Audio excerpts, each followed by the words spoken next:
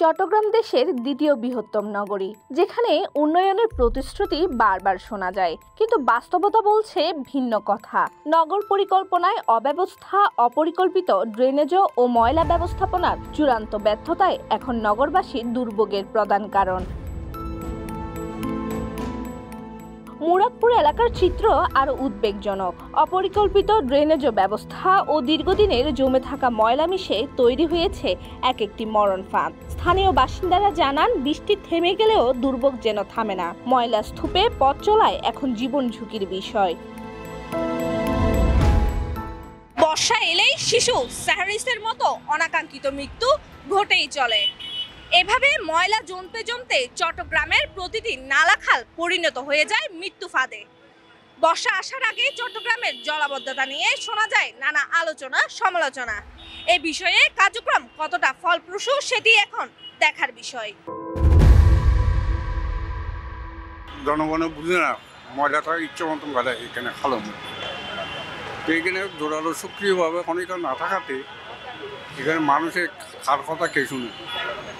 কারণ এখন বর্ষা চলে এসছে, এই বর্ষার মধ্যে পানিতে হবে যে নির্গাত 2 মাসের উপরে আরো বেশি পরিষ্কার করে নাই তো। আগে তো ক্লিয়ার আছিল, ওই এনে ফুলের মধ্যে জমতে জমতে ময়লা কিন্তু জমে গিয়েছে। বর্ষা আসলে তো সমস্যা বেড়ে যাবে, এখানে পানি উল্টে যাবে, ঘর বাড়ি উল্টে যাবে, এগুলো যাবে না। বাংলাদেশের মানুষের যে সিস্টেম, এই যে পলিথিন, এই 6 মাস হয় না এটা পরিষ্কার করছে, এর মধ্যে আবার এটা ভরাট হয়ে গেছে। এটা যদি আমরা রোধ করতে না পারি, আমরা নিজেরা যদি সচেতন না হই, তাহলে আমাদের কেউ যেভাবেই আমরা করি না কেন, আমাদের এই জলাবদ্ধতা কিন্তু বন্ধ হবে না। আর্মিদের যে কাজ চলতেছে, আসলে ওরা রাত্রে যে কাজগুলি করে, যেমন ওনারা আমার সামনে দেখেন ফুটপাথটা গত 3 দিন আগে কাজ করতে গিয়ে এই ফুটপাথটা ভেঙে চুরমার করে ফেলছে।